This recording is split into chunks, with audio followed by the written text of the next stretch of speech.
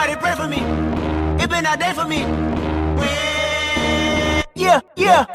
Yo, what is up, YouTube? It's your boy Shoemanati, aka Grown, back with another vid. Today, I wanted to talk about studying the algorithm for sneaker YouTube.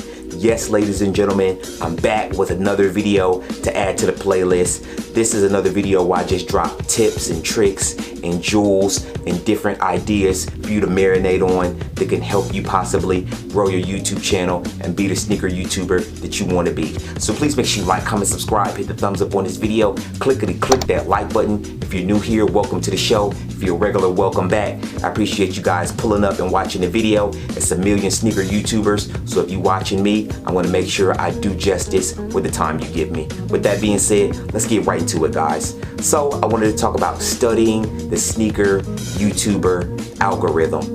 The algorithm is a method on ways YouTube uses to judge your channel, if they should put it in the forefront or should they put it in the back. The algorithm is pretty much broke down into multiple parts. There's the thumbnail that people will see when they first look for your video. There's the search results. Then there is the actual video itself and the topic on what it's about.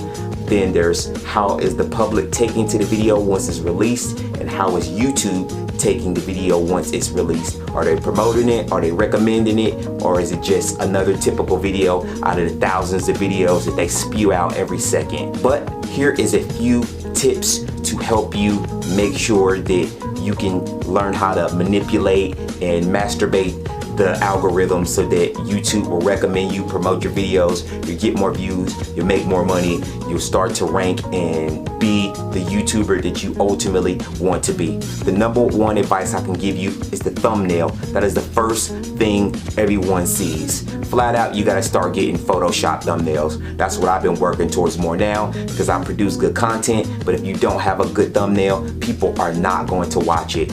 And just the whole Photoshop look and with thumbnails, that's the main thing that people are going for. So the number one advice I can give you is find a graphic designer, get your thumbnails popping. Even if you produce the video and you do whatever, make sure your thumbnail is hitting. Of course, you want to have quality content, making sure you're shooting in 1080p HD or 4K if you can afford to. But ultimately, you got to make sure that thumbnail is right. Try to drop your video at a time when you know people are off school according to your audience and their ages, and just try to drop videos at a reasonable time where you know people can watch. I live towards more the East Coast. I live in Atlanta, so I typically like to drop my videos around 5 to 6 o'clock. Maybe sometimes 7 or 8 depending on my schedule, but that time most people are off from their day.